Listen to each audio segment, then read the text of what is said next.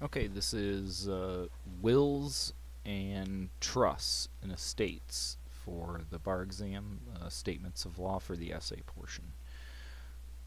Trusts. A trust is created when a settlor transfers legal title to property to a trustee, who then administers the trust in accordance with the settlor's wishes for the benefit of the beneficiaries. If a trust is gifted to a class of persons, the class closes when the settlor dies, or the gift becomes possessory.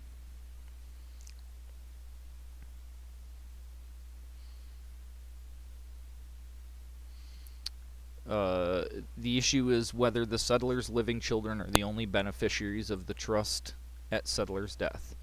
If a beneficiary predeceases a settlor, the trust is allocated according to the instructions in the trust instrument. In a minority of states adopting a survivorship statute, if the gift is to a class designated as children, and a child predeceases the settlor, the child's representative takes that child's share.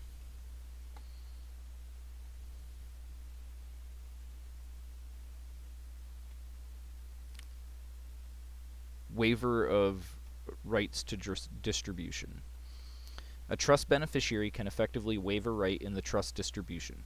Under the Uniform Probate Code, revocation must be in writing and may be made at any time after the settlor's death. In some states, a revocation must be made within 9 months of the decedent's death. The beneficiary is then treated as if she predeceased the settlor. Under common law, the beneficiary's share goes to the other beneficiaries named in the trust. Under the UPC, the beneficiary's share goes to her heir.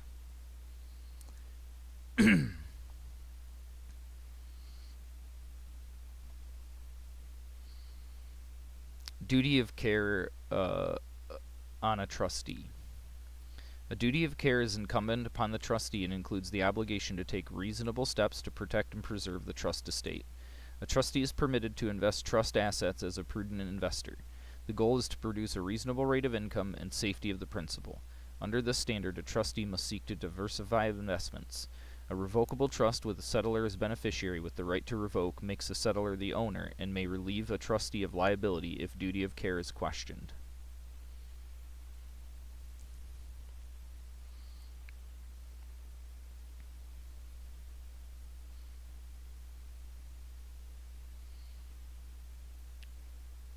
The issue is whether a creditor of a beneficiary of a discretionary trust has the right to compel the trustee to make payments to the creditor. When a trustee's discretion is uncontrolled, there is no abuse of discretion if the trustee acts honestly and is contemplated by the trust creator. If the beneficiary himself cannot compel the trustee to pay over any part of the trust fund, his creditors are in no better position. Even if the creditor could establish that the trustee's failure to make payments constitute an abuse of discretion, some modern authorities hold that a creditor cannot assert the beneficiary's right to complain of abuse of discretion.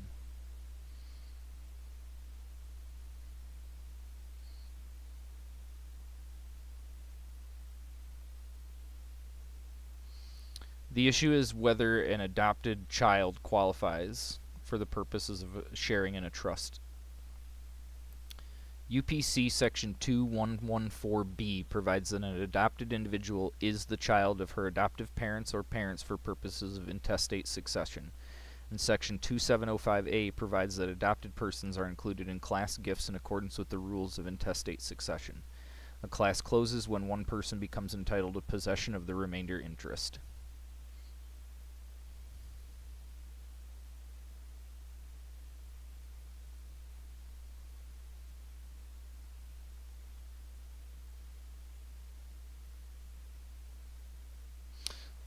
Closing of a classed gift. The issue is whether a class gift to a group following the death of a life tenant closes upon the life tenant's death when there is at least one person in the group eligible to take, even though more class participants could be found after. Class gift closes to future entrants when at least one class member is entitled to distribution at the time set for distribution.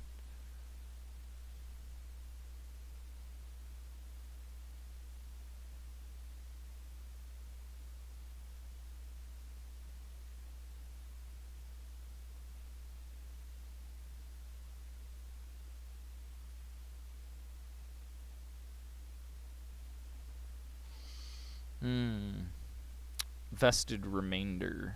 When a trust creates a vested remainder in a person or member of a class, and then provides that the remainder should pass to that person's child, if the remainder person predeceases the life tenant, the remainder is divested only if the deceased remainder person has a child.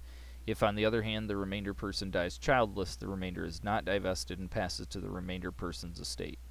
The result would be different if the jurisdiction had adopted UPC Section 2707 or a similar statutory provision that makes future interest under the terms of a trust contingent on the beneficiary surviving to the distribution date.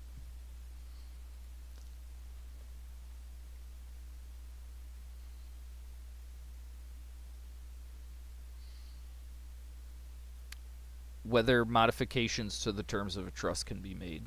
Under the common law, a court may modify the terms of a trust when an unanticipated change in circumstance occurs that defeats the existing purpose of the trust.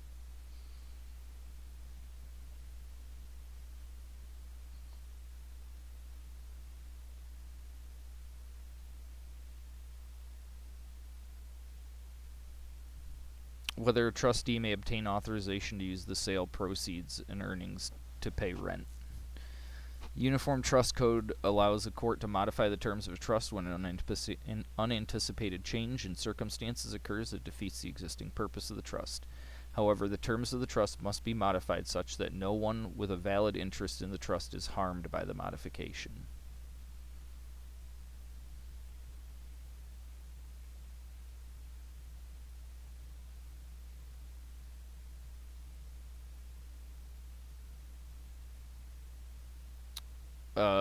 Whether a trust will pass to the estate after death of the beneficiary. Under the Cypre doctrine, when it is no longer possible to fulfill a testator's bequest to a charity because the charity no longer exists, a court will attempt to substitute a similar charity with similar objectives to receive the gift.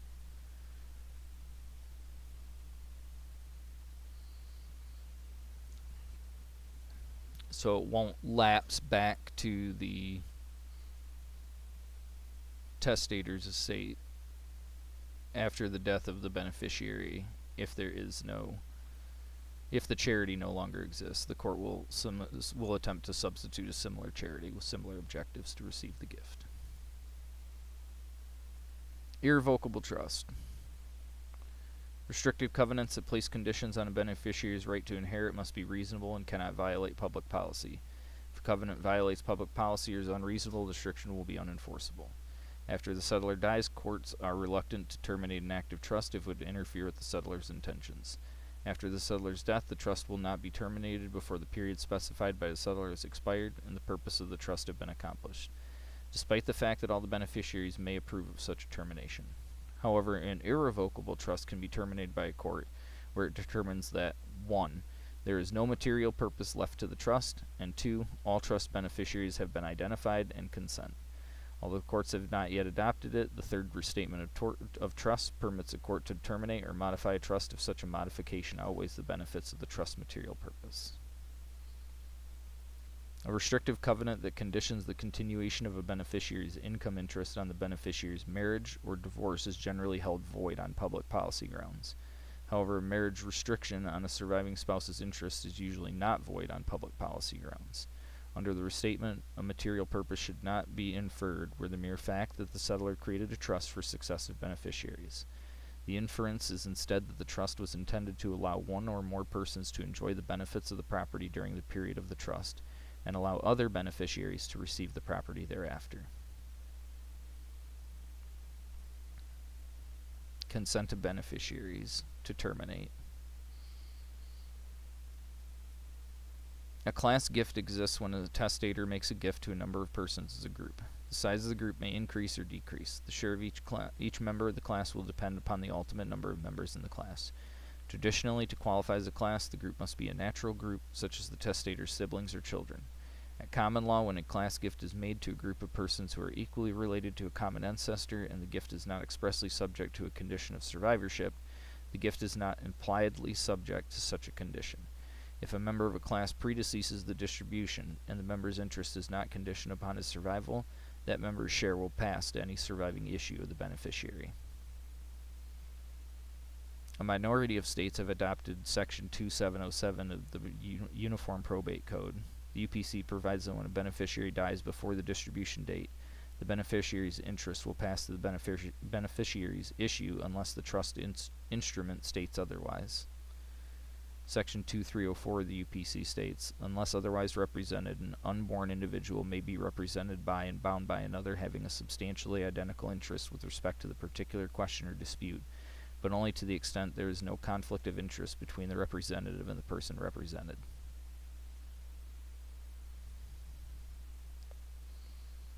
Open class gifts. When a gift is made to a general group, such as children, brothers, or sisters, a court will apply several rules to determine who is entitled to a distribution under the instrument. The court will look to see who the members of the class are at the time the distribution is made, which is defined as the date when an immediate or postponed class gift takes effect in possession or enjoyment. Courts also employ the rule of convenience, which states that a person must be born before the period of distribution in order to share in a class gift. Therefore, a class will not close upon the execution of the instrument, and additional individuals may join the class if they satisfy the eligibility requirements.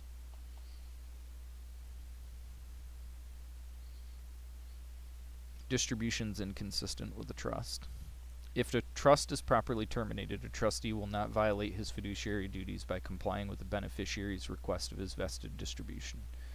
Accordingly, the beneficiaries may direct a trustee to distribute trust assets in any way they see fit, as they are effectively disposing of their own property, even if distribution might constitute a breach of trust or of the trustee's duties. The beneficiaries may waive any claims against the trustee.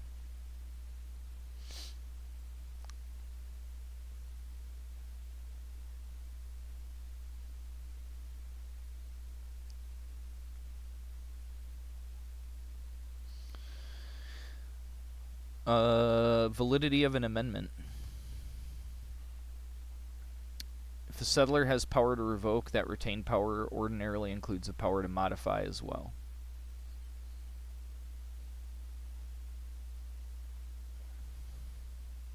So if the settlor retains the power to amend the trust,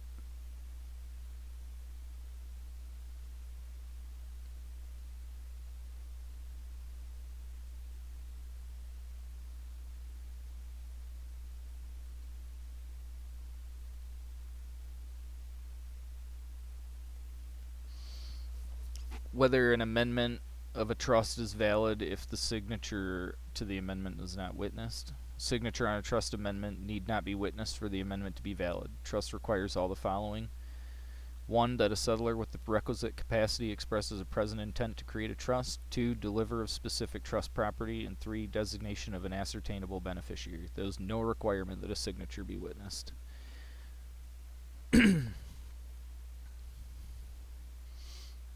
Probate assets.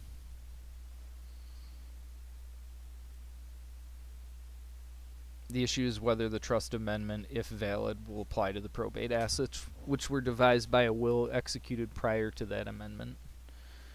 Under the Uniform Testamentary Additions to Trust Acts, UTATA, unless the testator's will provides otherwise, property devised by a will to a trust must be administered and disposed of in accordance with the provisions of the trust instrument, including any amendments thereto. Under the UTATA, a will can devise assets to a trust so long as the following are true.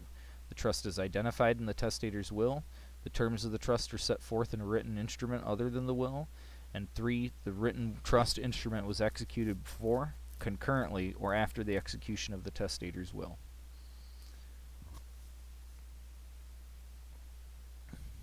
So if settlor amends the trust after the execution of the will, the trust is identified in the will, the trust instrument is in written form, and the written trust instrument is executed prior to the execution of the will. The will validly devises the assets of the trust. So the assets must be administered in accordance with the amendment.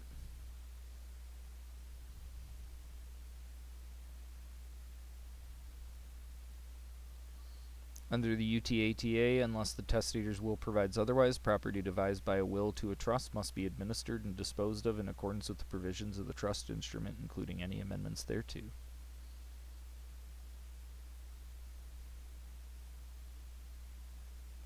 What if the amendment is invalid? Common law rule against perpetuity states that no interest is good unless it must vest, if at all, not later than 21 years after some life in being at the creation of the interest. Time for vesting is generally calculated from the time the creating instrument takes effect. In the case of a revocable trust, it is the date of the testator's death, not more than 21 years after some life in being, includes within the period of lives in being plus 21 years, plus such actual periods of gestation as come within the proper purpose of the rule. Any person in being at the time the interest is created can serve as a measuring life.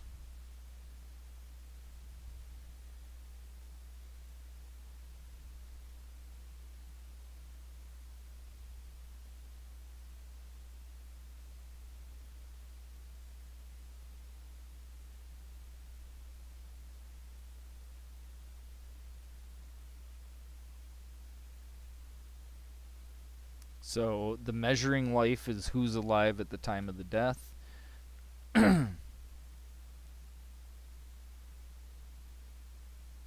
So if if the trust is for grandchildren and great grandchildren and they're survived by one person, as long as that person's alive, the thing can continue. Plus 21 years.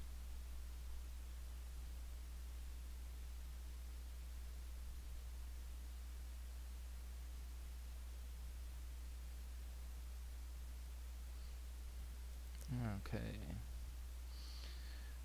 Validity of an unsigned will. Valid will must be signed by the testator or by some other individual signed in the testator's conscious presence and the testator's direction. Signature provides evidence of finality and serves to distinguish the final will from a preliminary draft, an incomplete document, or scribbled thoughts about how the will might take shape in the future. Thus, when the testator signs his name, he has the intent of adopting the document as his own. Codicil is an instrument that is executed subsequent to a will, by which the will is altered, explained, added to, subtracted from, or confirmed by way of republication. It must be executed with the same formalities as a will. A valid partial will or a codicil that refers to an earlier will is said to republish that will. When republication takes place, the republished will is deemed to be executed on the same day as the codicil. Republication can cure defects that might otherwise affect the validity of bequests made under a will. However, by most accounts, a document that is not a valid will, cannot be republished by codicil. Some states' probate statutes allow a court the power to validate a will not executed in accordance with the statute of wills if the evidence is clear and convincing that the testator intended the document to be a will. Holographic wills in their own handwriting but not witnessed.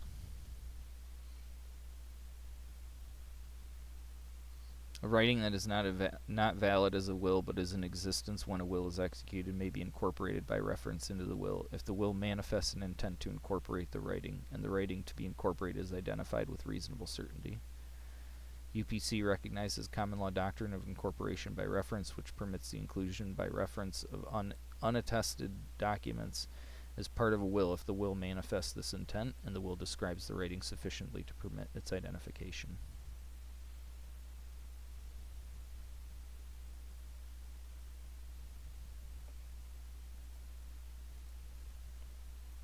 Slayer statute. Murderers are often barred from inheriting under a Slayer statute. No Slayer statute bars an heir from inheriting from a decedent's estate because the heir killed another person, even if the heir's victim left property to the decedent that is included in the decedent's estate.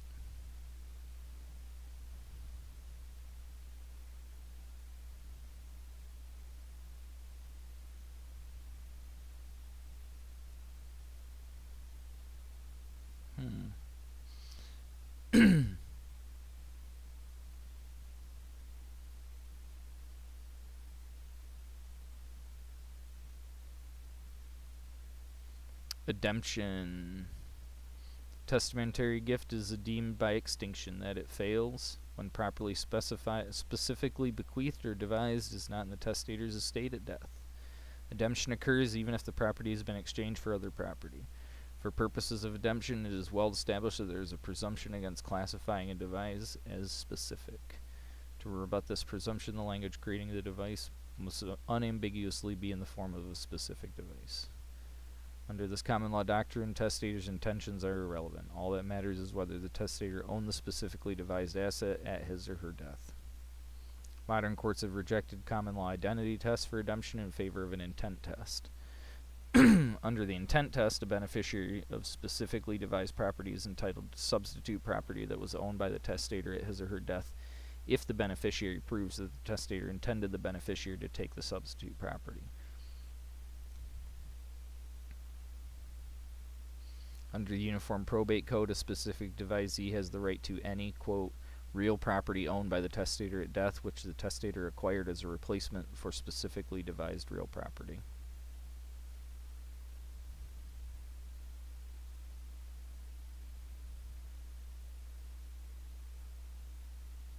General or specific bequest. Under the common law, a devisee of common stock is entitled to additional shares of that stock obtained by the testator through a stock split, but not to additional shares acquired as a stock dividend. Today, virtually all jurisdictions treat stock splits and dividends the same way. In each case, additional shares obtained by the testator go to the specific devisee.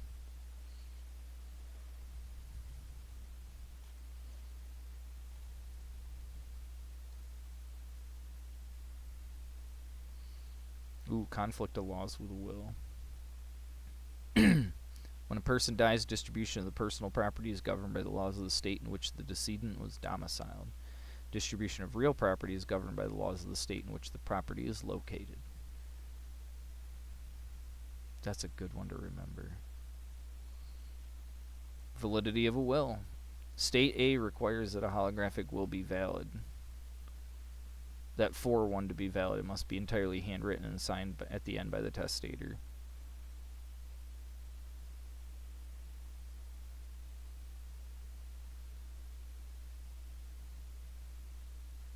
Okay.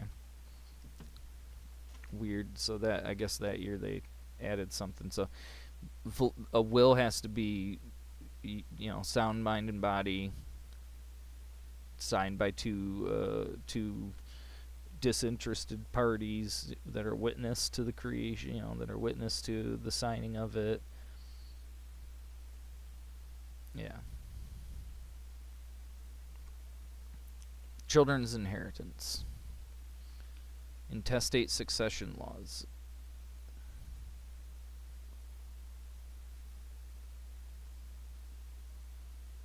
Oh, that's based off the previous one. Okay.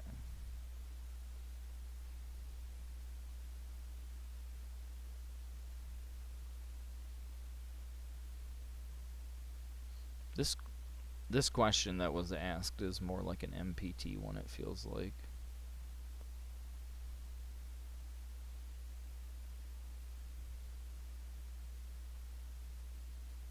Supreme Court has ruled that paternity is adjudicated during a father's lifetime. A state cannot disallow inheritance of a non-marital child. Revocation by physical act. Testator can revoke a will by performing a revocatory act on the will. Revocatory act on the will includes burning, tearing, canceling, destruction of some method. In addition, the evidence must establish that the testator performed the act with the intent to revoke. Words written on another document cannot serve as revocation by cancellation. The burden of proof to establish revocation is upon the party seeking to revoke the will. That's actually not true. Words written on another document cannot serve as a revocation by cancellation, because you can have a will that specifically states that it revokes all previous wills, and that's sufficient. So I disagree with that. That's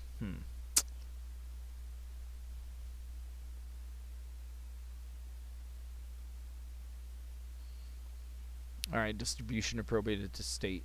If the testator fails to provide in his will for a child born after the making of his will, the UPC protects such a pretermitted child from unintentional disinheritance. If the testator had no child living when the will was executed, an omitted afterborn child receives an intestate share. However, the child will not receive a share if it appears from the will that the failure to include the child was intentional. In addition, in some states, the child will not take if the will devised all or subsequently all of the estate to the other parent of the omitted child, and that other parent is entitled to take under the will.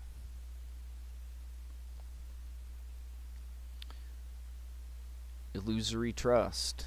An illusory trust is an arrangement that gives the outward impression of being a trust, but is not, in fact, a trust because the power is retained in the settlor. Essentially, the settlor retains so much control over the trust that, in effect, no trust actually exists. According to the state statute, a revocable trust created by a decedent during the decedent's marriage is deemed illusory, and the decedent's surviving spouse is entitled to receive 1/2 of the trust's assets. The ones where they give you a specific state statute are they're so much easier. That's why it was so much easier before they changed the UBE. Sorry for the editorial. Trust income. Trustee must administer the trust in accordance with its terms. Terms of a revocable trust can be amended by its settlor, as the power to revoke includes the power to amend or modify.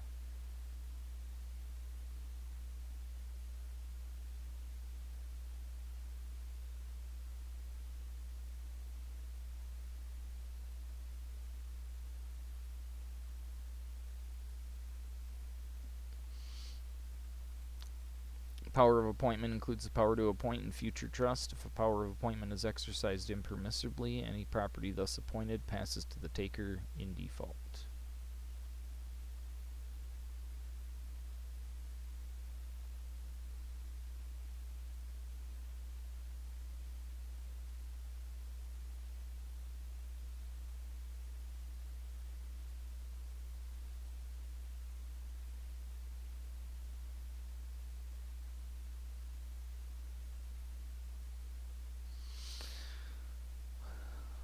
Claim to assets.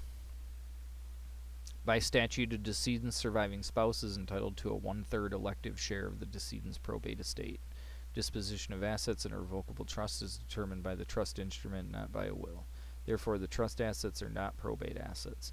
Case law in many states allows a surviving spouse to claim an elective share of assets contained in a revocable trust, notwithstanding more limited statutory text.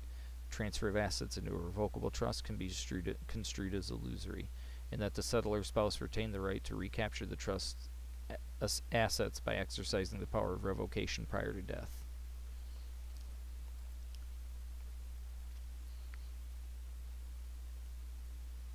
Valid creation of a trust. Trust may be created by a declaration of the owner of property that certain property is held by as trustee when certain other conditions are met. Settlor must have capacity to create a trust and indicate an intention to create a trust. There must be a definite beneficiary, other than in a charitable trust. Trustee must have duties to perform, and the same person cannot be the only trustee and only beneficiary. A trust does not come into existence without some specific property actually being held in trust. Under the Uniform Trust Code, an inter vivos trust is revocable unless the trust document itself explicitly states that the trust is irrevocable. The settlor of a trust may revoke a revocable trust by any conduct proving clear and convincing evidence of an intent to revoke the trust.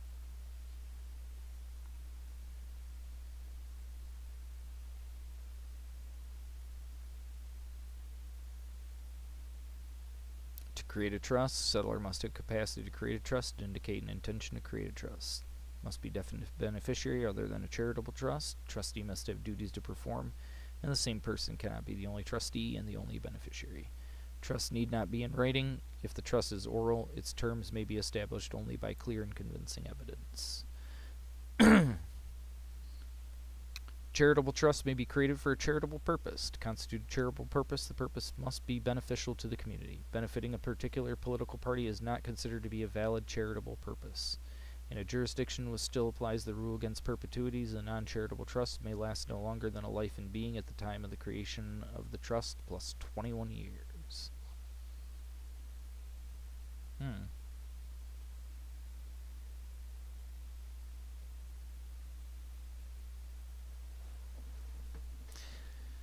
When a testator's will does not include a provision disposing of the residuary, if less than all of the testator's asset is explicitly bequeathed to someone, any remaining assets are distributed under the laws of intestacy. In intestacy per stirpes, distribution provides one share to each branch of the family line.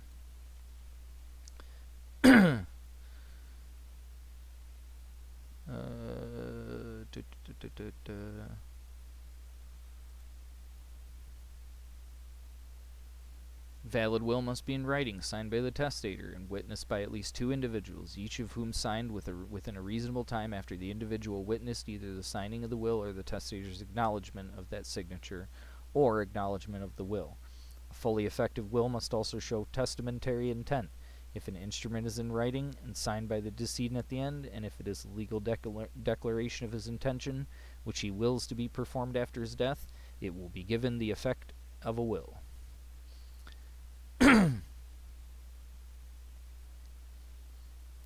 The signing of a will by an interested witness does not cause the will itself to fail, but rather, in some states, causes the interested witness to be treated as having predeceased the testator. In other states, the fact that a witness is interested does not interfere with inheritance. Codicil is an instrument that is executed subsequently to a will by which the will itself is altered, explained, added, subtracted, confined way of republication, When a codicil to a will is executed, the will is treated as if it were re-executed on the date of the execution of the codicil. Validly executed codicil cures any defects in the execution of the original will. Ooh.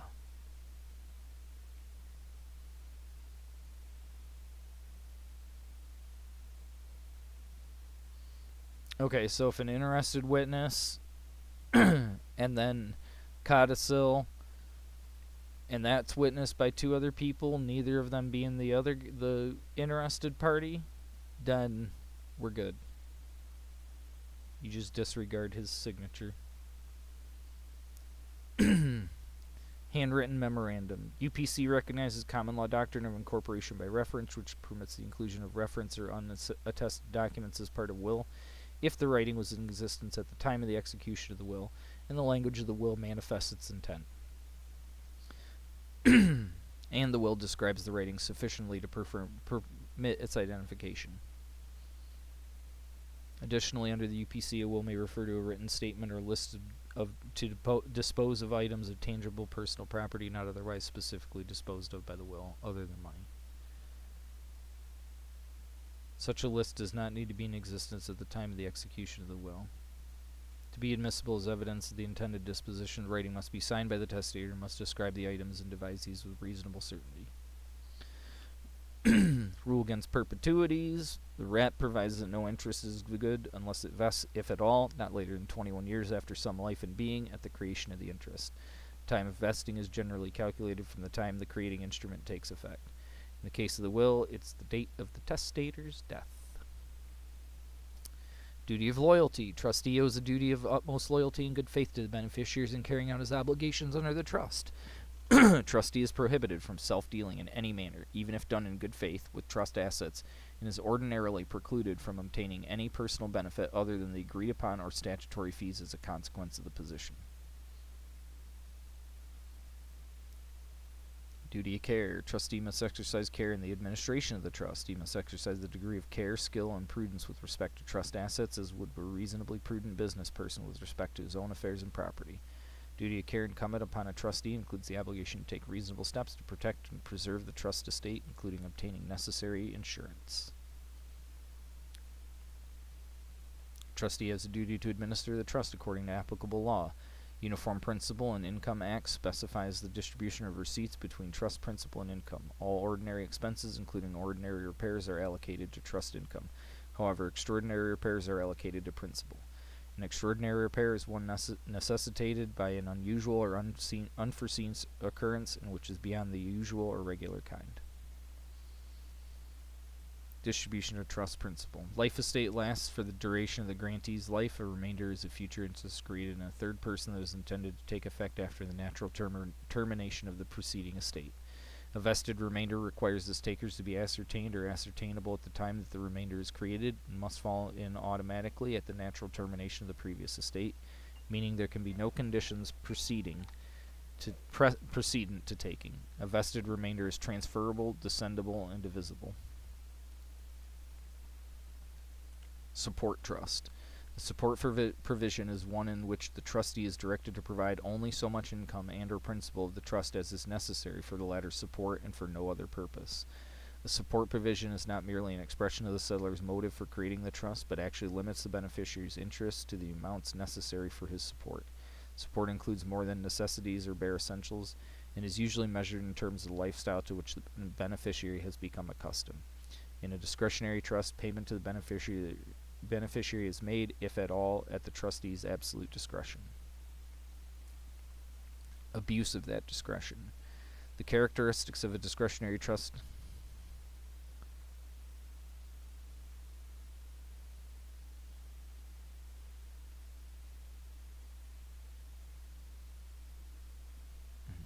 A discretionary provision also allows the trustee to distribute nothing to the beneficiaries if the trustee believes it is appropriate.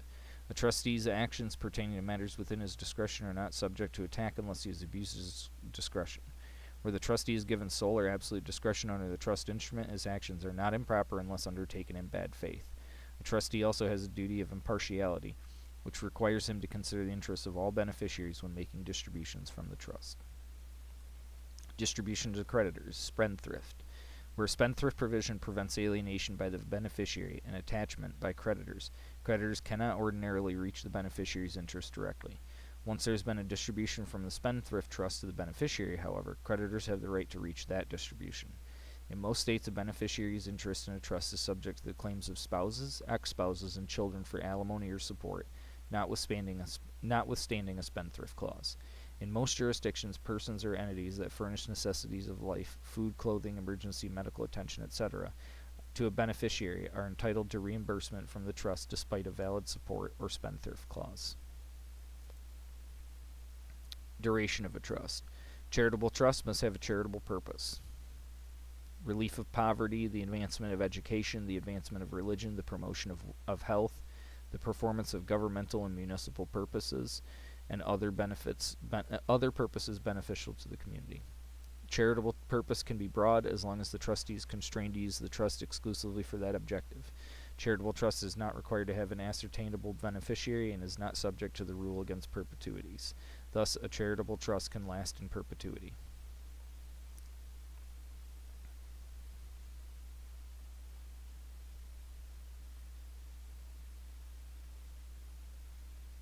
Except with respect to charitable trusts, the trust must have definite or ascertainable beneficiaries. However, there is an exception to this requirement for an honorary trust. An honorary trust is one that does not qualify as a charitable trust but lacks definite beneficiaries. An example of such a trust would be a trust to be used to provide for the care of grave sites. Under the Uniform Trust Code, a trust without ascertainable beneficiaries but otherwise having a valid purpose can be created but may not be enforced for more than 21 years.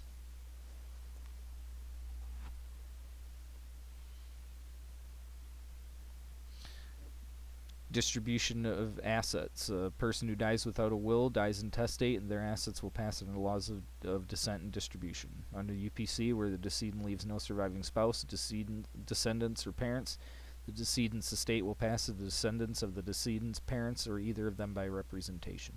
In some instances, the court will look to the priority of distribution by looking at the degree of consanguinity, but this is the minority rule.